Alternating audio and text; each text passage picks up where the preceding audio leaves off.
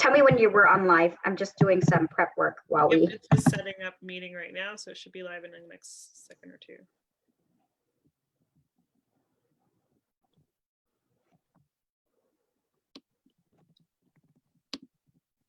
All right, we are on. Hello, everyone. Welcome to the Tuesday Travel Chat. Thank you so much for joining. This week, I have a very special guest. I have T. Davidson, who is joining us. We are doing On Holiday at Home in Vietnam, and she is a phenomenal home cook who has been sharing some Vietnamese recipes on Facebook and Instagram, and I was falling in love with all of the things she was cooking, so I thought she would be the perfect person to join us this week to share a little bit about the flavors of Vietnam and some of the things she's been cooking. T grew up in Vietnam and moved to the States, so she's sharing some of the delicious home recipes from her childhood and the things that she's learned to cook over the years. So I'm super excited to have her and learn from her, as well as share this experience with all of you guys. So first, before we dive in, T, I would love if you want to give just a little bit of introduction of who you are and what got you sharing these recipes on social media. Sure. Well, I'm really excited to be here. So thanks for having me here. And same to you as well, too. I think that what you're doing and creating such a great experience in terms of traveling while at home has been phenomenal. And I've been following that as well, too. And matter of fact, I've actually shared a few of your packages with my team and with the people that I work with. And I think you create such a well-balanced at-home package where someone is able to feel like I'm in Hawaii or I'm in Vietnam without actually traveling there. So kudos to you, and thanks for getting me on here to share what I love to do most, which is cook. So where did this come from? So I actually, quite honestly, I did not know that I really could cook until the quarantine time frame. The reason why I say that is, and I'm sure you and a lot of people can probably relate to this, you know, being married, having a kid, and then also trying to juggle a career.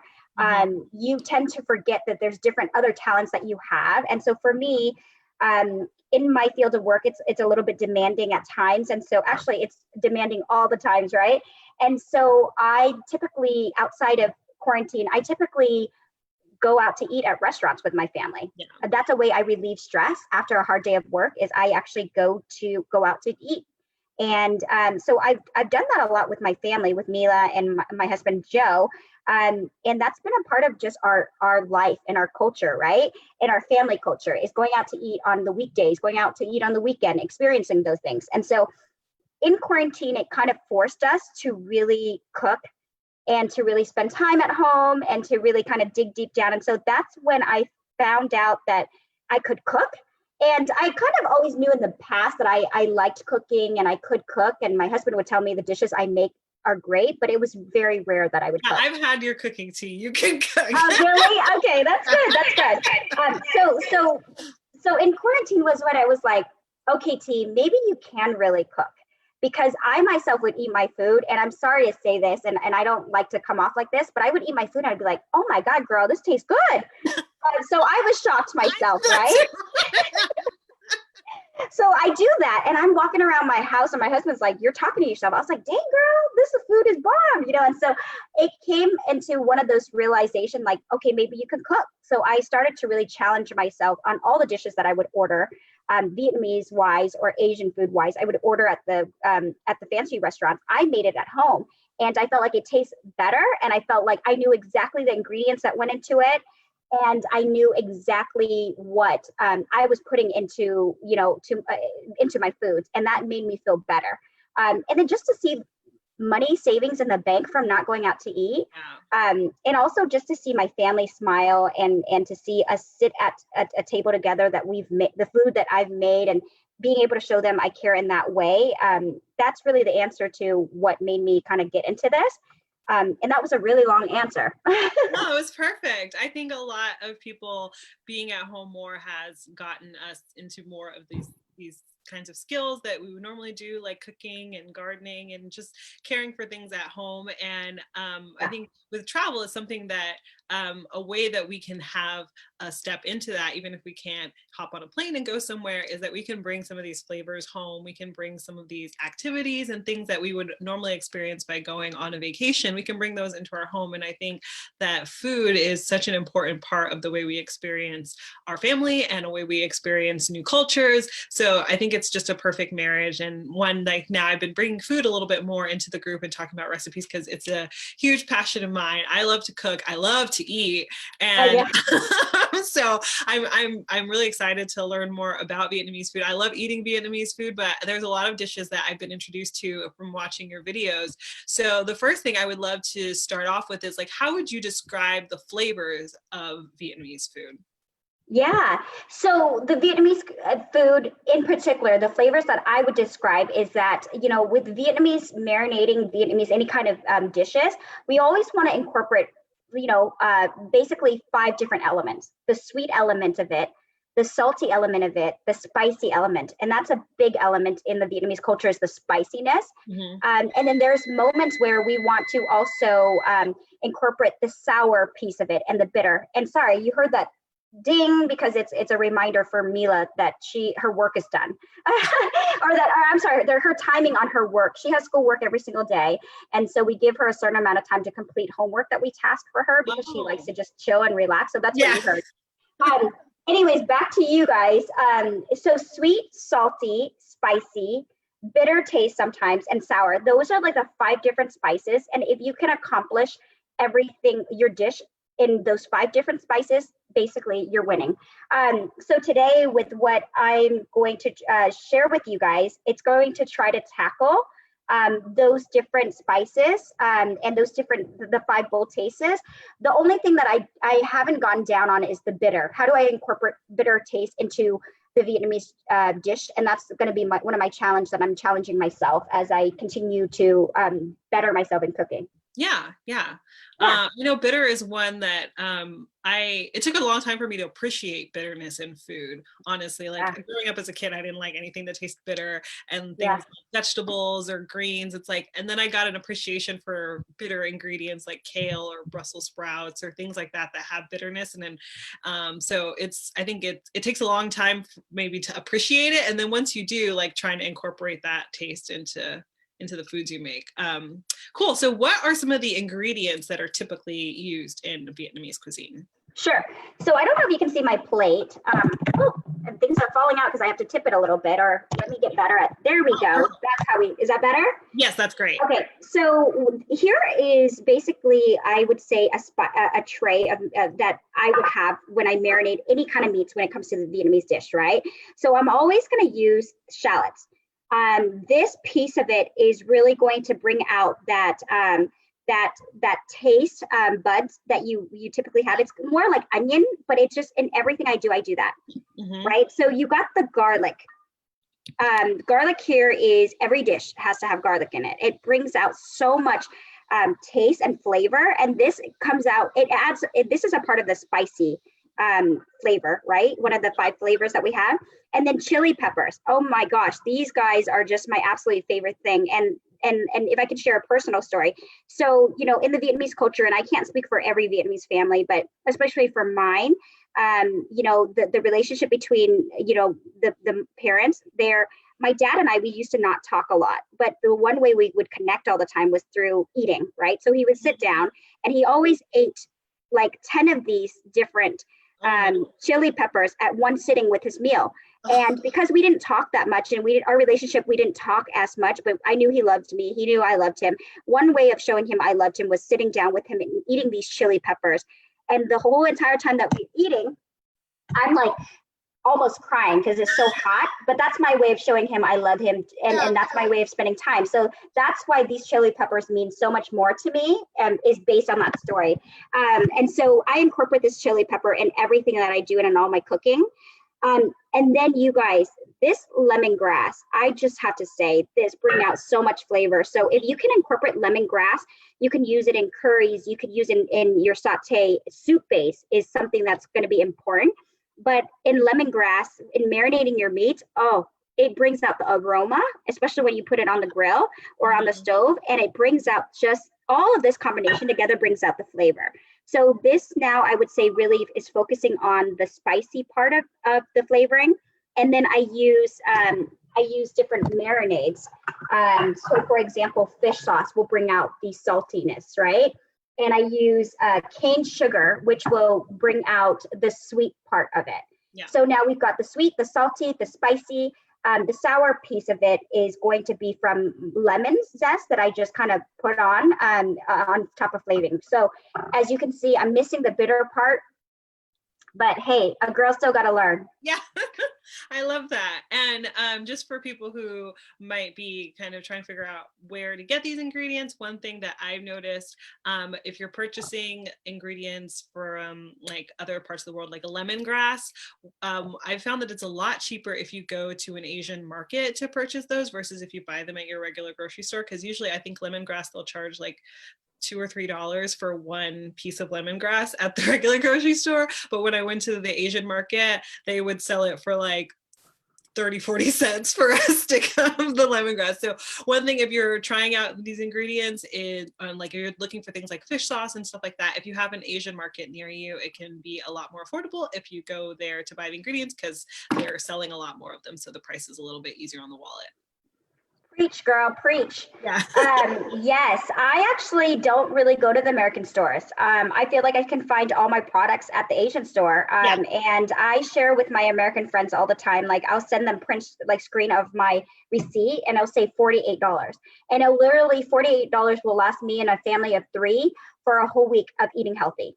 And so and they don't believe it. And I always have to send pictures of what I bought and a screenshot of my receipt. And they're like, you made that receipt up, because it's unbelievable. But at the Asian store, I would recommend, I don't get produce like fruits at the Asian store because I think they're not that that vibrant at the Asian store.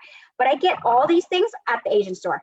Yeah. My meats are at the Asian store, all the food. So thank you for bringing that point up. Asian store is the way to go. Yeah. I remember when we first started quarantine, we were looking for rice and the grocery store was completely out of rice. And I went to the Asian market and there were just piles and stacks of rice, and they're not like the price isn't inflated or anything. And so if you're looking for rice or noodles, I remember noodles were sold out from the store too. You got to go to the Asian market. They'll have you. But I feel bad now. Selfishly, I'm like, don't let that out, because it's a secret that I've been, and I appreciate going to my Asian store and appreciate like not the long lines.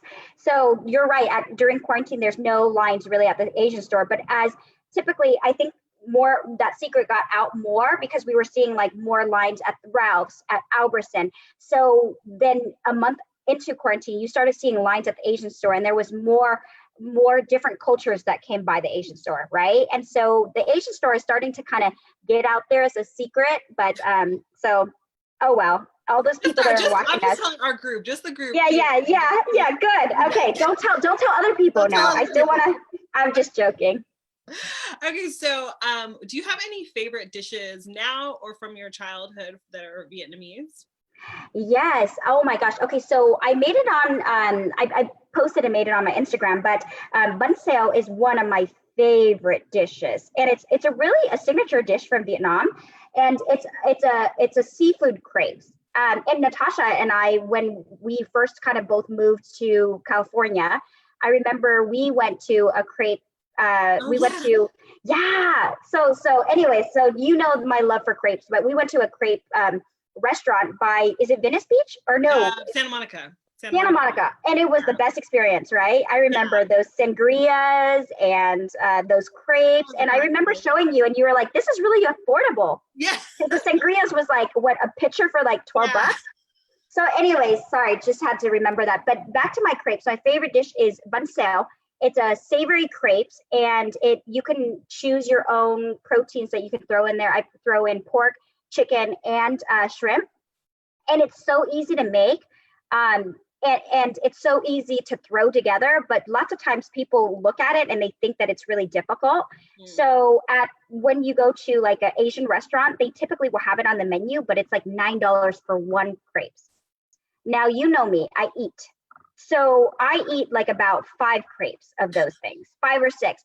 So you think that's like $60, right? Yeah. With tips and everything, it's a lot more. So don't do it, guys. You can make 10, 15 crates for your family at once for less than probably $12. So that's my thing out there. That's my favorite dish ever. Awesome. Well, Yeah. I know you were going to do a little demo for us of something that you like to eat or share with us. So I would love to just give you the stage and you can tell us what you're going to prepare and go through the steps.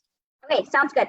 So guys, what I want to show you today, another, after, you know, I share with you, bun xeo is one of my favorite Vietnamese dish, but I also love to be able to make really healthy protein and meat. And so if you visit Vietnam on the streets, what you're going to find is beef skewers, chicken skewers, pork skewers, liver skewers, right? So we live based on these skewers and they're delicious and so simple to make. So today I really want to show you how. All my ingredients that I have on here, I'm going to toss it into this. And Natasha, you might need to help me because I'm very bad at gadgets and names. Because yeah, a processor, right? Yeah, I think I knew this one, but I just couldn't think. A food processor. I barely use this, you guys, and I only use the food processors to make this mix. In the past, before learning about this food processor, I would do everything manual. I would put this in a what is it called? The mortar and pestle? Yes, that. And I would mash it up and it would take me like 20 minutes to mash everything up. And I saw it on YouTube that someone used a food processor and it was so easy. So I want to show you the easy way of doing that. So you're going to take all the ingredients is here, your garlic, your lemongrass, your shallots, throw it in here. Your chili pepper, depending on how spicy you want it to be. Let's just go ahead and throw it in here. Because I'm making it for Mila and Joe, I'm gonna not make it as spicy and I'll just add spices on the end. So I'm just gonna throw probably 3 in here. So the next portion is gonna be actually pretty loud. So it's up to you, Natasha, if you want to mute for the viewers or if you wanna keep it the volume up. It'll be fine. Everyone's got volume control. They can turn it down if they need to. Okay. And as you can see, I'm still really an amateur at using the food processor, so it's going to take me a little bit. And I'll move it closer to the camera here.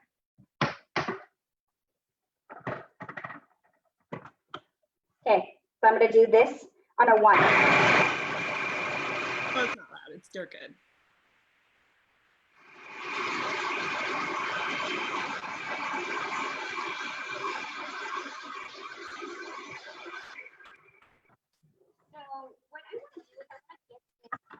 Very like thin. So all of this, so what I'm going to do is I'm going to run it one more time to get it like this to be a little bit more. Oh my gosh, guys, I just got a whiff of the spiciness. Whew. That almost made me cry. And that makes me more excited about how great these beef skewers and pork skewers are going to come out.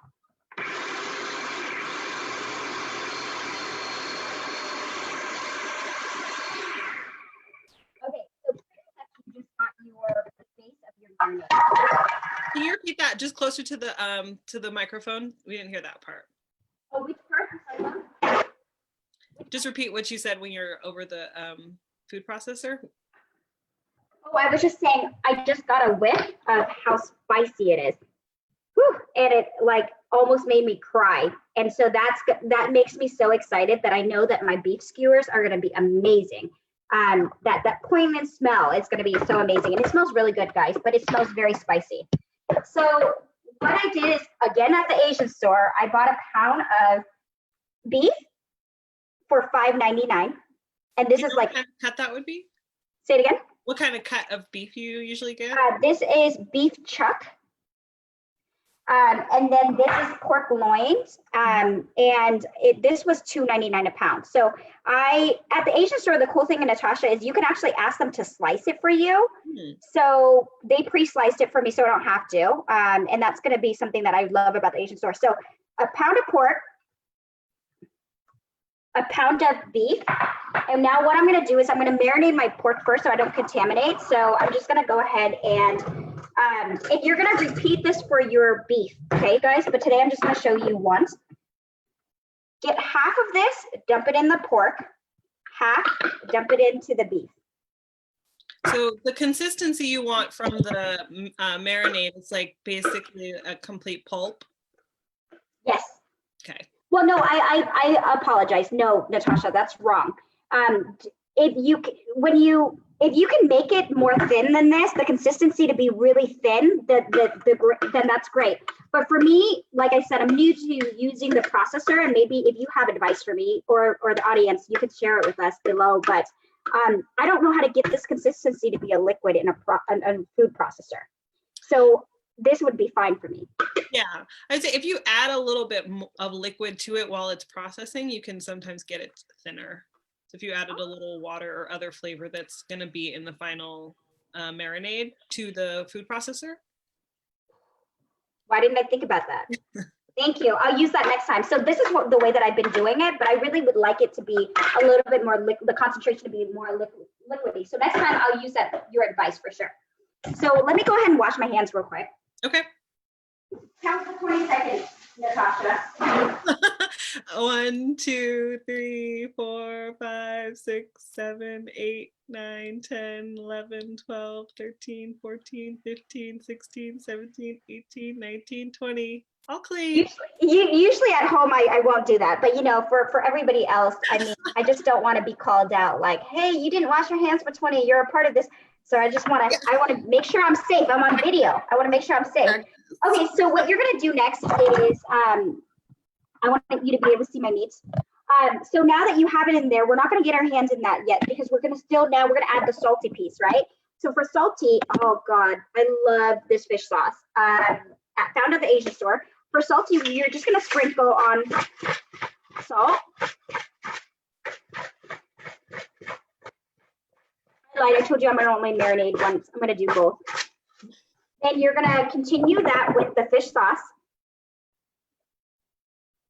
And the one thing about me, Natasha, is I never measure. So to the audience, I apologize. I never measure. I just freestyle. Okay. Yeah, you might, if you need to help me out by, I just am terrible. I don't measure. And it always turns out like amazing. So I don't know.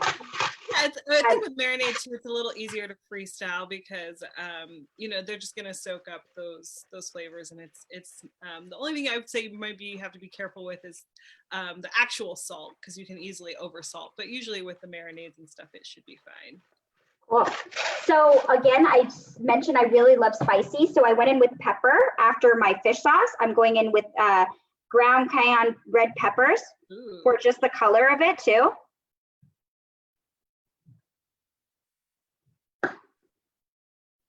And then I do paprika. And I like for when it goes on the grill to be really a golden color. So this helps like build the golden color that we're looking for. What I want to do next too is, okay, so it might just be a thing, and I make these recipe up based on how it turns out and how it tastes. I swear by this. So in addition to fish sauce, I swear by this. Everything that I use everything I cook has to have at least one teaspoon of this little bad boy in there, and it's the granulated chicken flavor food soup base. Oh. But this has been the magic to like all my meals, and it just adds this extra flavor that I can't really explain, but I know it's there. So that always goes on to everything I make. No reason behind it. Yeah. Just because I know that it helps. So I just wanted to give you guys that. Then what I'm going to do is I'm going to add now. We've gone through our check mark for salty. We checked marked for spicy. Now we're going to go and tackle the sweet part. So maybe this is a tablespoon, but I do 1 tablespoon of sugar. Actually, that's a lot of sugar. So I'm going to do only half. And if you like the sweet, then honestly, you could do a tablespoon. And I like sweet, but I just don't want the sweet to overpower the salty and the spicy. So I'm going to balance it all. Yeah. All right. So we're going to do that. Now, the last thing I'm going to do is I'm going to throw a little bit of the sour, which is a little bit of zest of the lemon. So I'll be right back. I'm just going to grab it. Sounds good.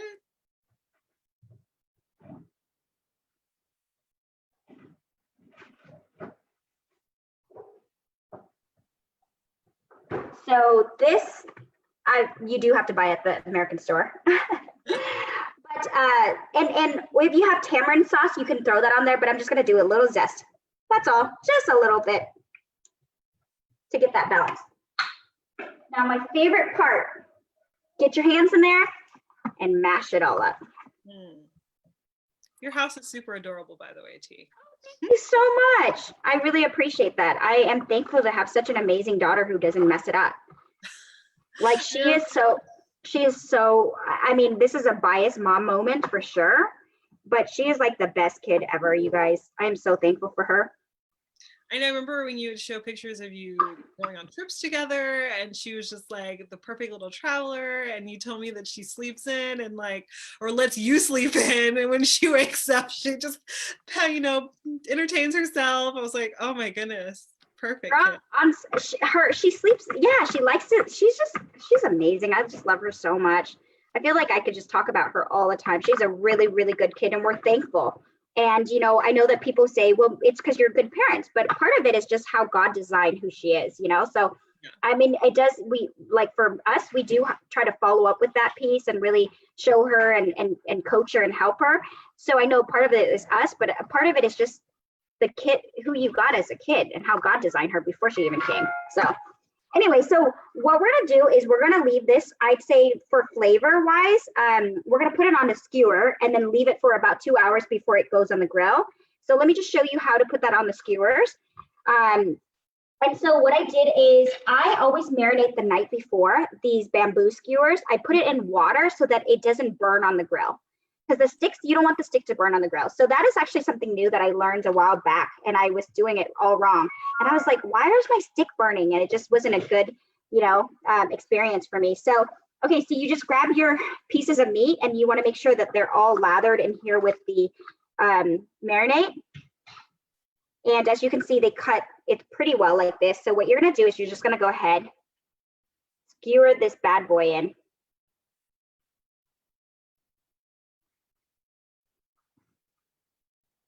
And I probably could do a better job, but I just want to show you guys.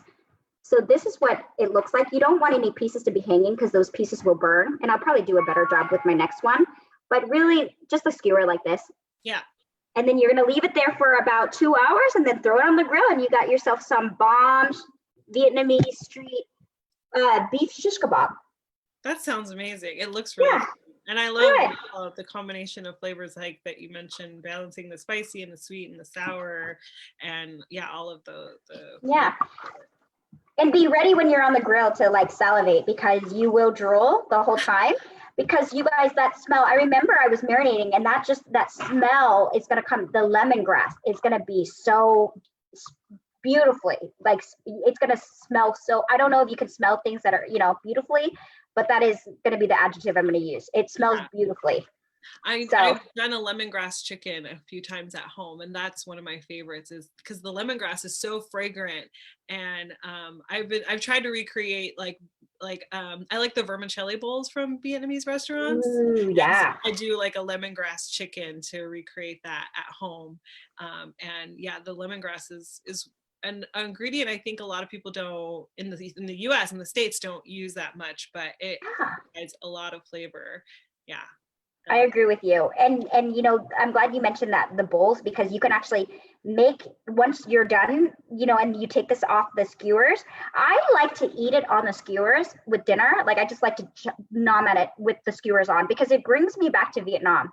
Mm-hmm. It brings me back to like the Vietnamese, the street foods. And, when I visit Thailand, I was eating in the street with these skewers, but I was eating like a liver skewer, which was chicken liver skewer. It was so bomb. And so I eat it off the skewers, but like you said, you can pull this off and put it in your vermicelli noodle bowls, right? So it's very versatile, this recipe. Go ahead. Can you give me 20 seconds to wash my hands off? Go wash your hands. Yeah.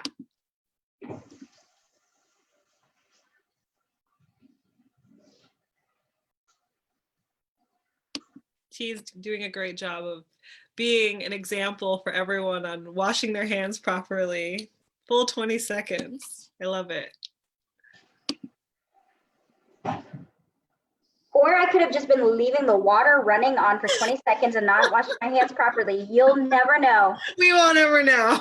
You'll never know. But Anyway. what you were saying about like some of the dishes that you recreate from restaurants you've been to, I'm just wondering, for people who, a lot of restaurants are opening back up, so people are able to order either takeout or go sit down and have them. So if they wanted to visit a Vietnamese restaurant, are there any recommendations you have of things to try? Most of us are familiar with like pho, but like besides that soup, like, or other versions of the soup people may not try, like what are some things that you'd recommend people try to get a more adventurous order from their Vietnamese soup? Yeah, you know, and if you're gonna go visit a restaurant, I really would advise you to not visit just like a pho restaurant, right? Because in the pho restaurant, you're gonna find your spring rolls, egg rolls, pho, vermicelli noodle bowls, and that's pretty much it.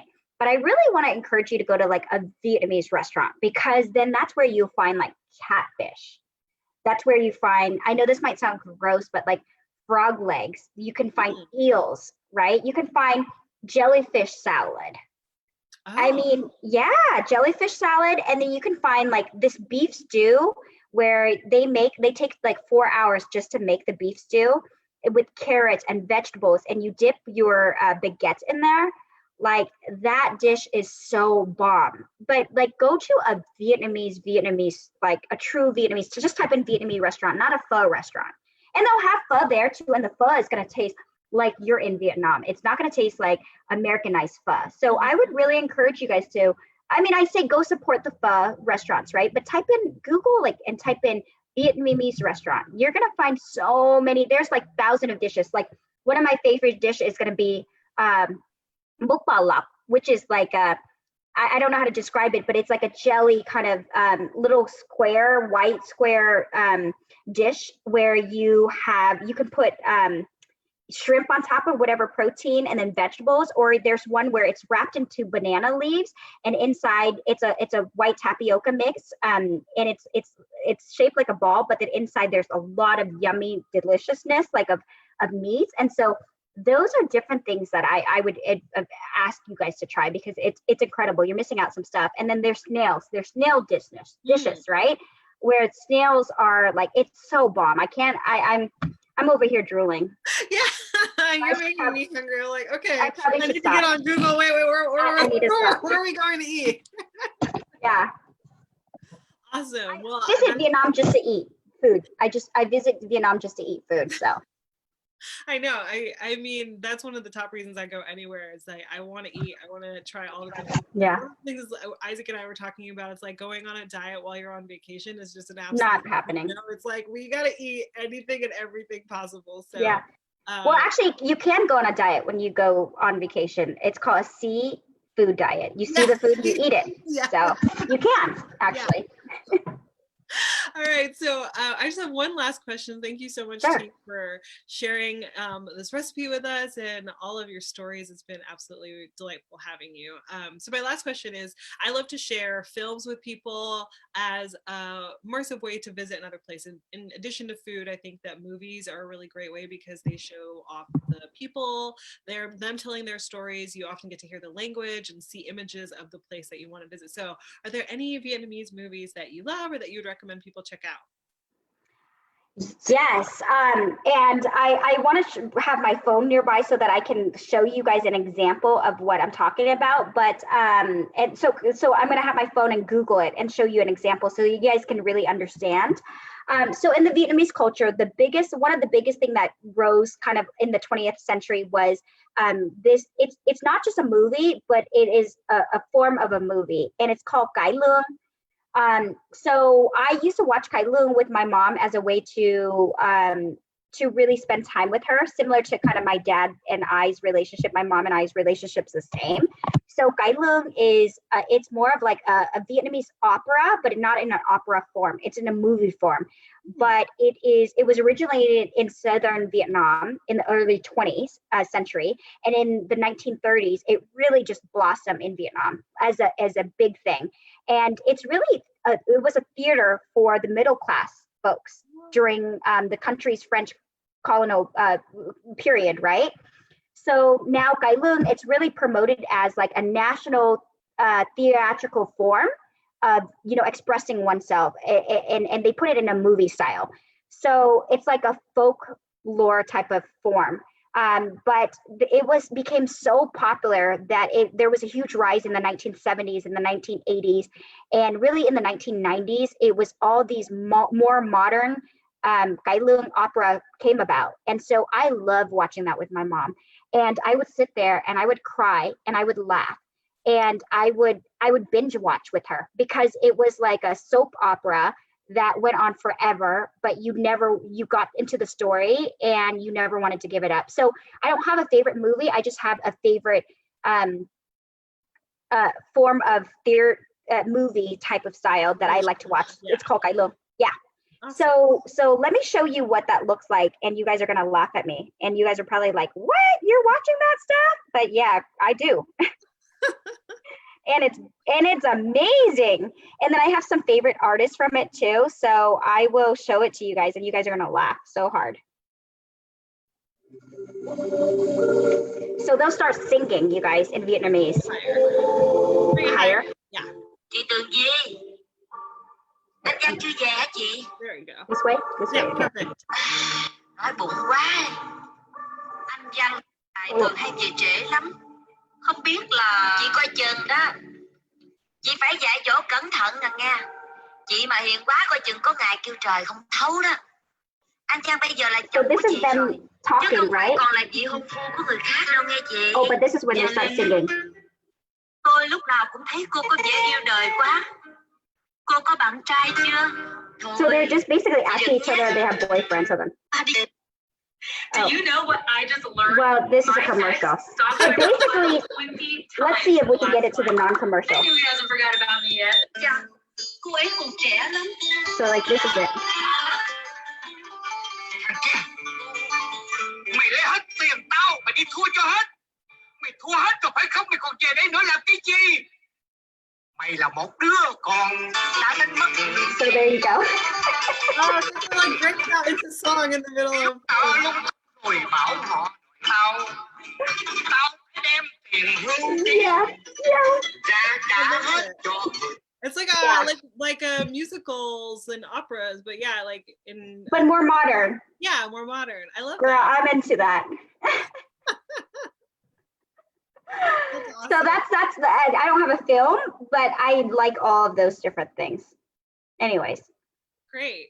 Well, I'll have to like look some up and maybe drop them into the description, or you can tell me some and I can put them in the description. Yeah. And find them, and maybe I'll try to find one that has subtitles so we can all know what's going on. Yeah. Okay. Well, thank you so much, T. This has been such a fun joy to have you here to join us for today and learn more about Vietnamese food and Vietnamese culture. And if anybody is interested in learning more, where can they find you? So I just in quarantine, I started an Instagram. It's, you know, and I don't even know how to I had to ask my husband because I don't know anything about Instagram. So he's running that for me. But I think, is it called a handle? Yes. Like an Instagram handle. So I guess I say the @ in front of it? You can, yeah. Okay. So it's named T's Viet Eatery. So that's where I just post whatever we're eating for the day. Literally, it's whatever I'm making for that day. So it'd be THUYVIET Eatery. So it's THUY with an S. So it's T's, VIET Eatery. Okay. Yeah. All right. Well, I'll write it down and I'll add that to the description box. But thank you again so much. It was so fun to have you, and hope to have you maybe join us again in the future for more. But everyone, thank you guys for joining this week. If there are any other suggestions of places that you'd love to see, always love to get your recommendations for inspiration for future versions of the Travel Chat. And I hope you guys all have an awesome week, and I'll see you guys next time. Thanks, everyone. Bye. Bye. Thanks. Bye.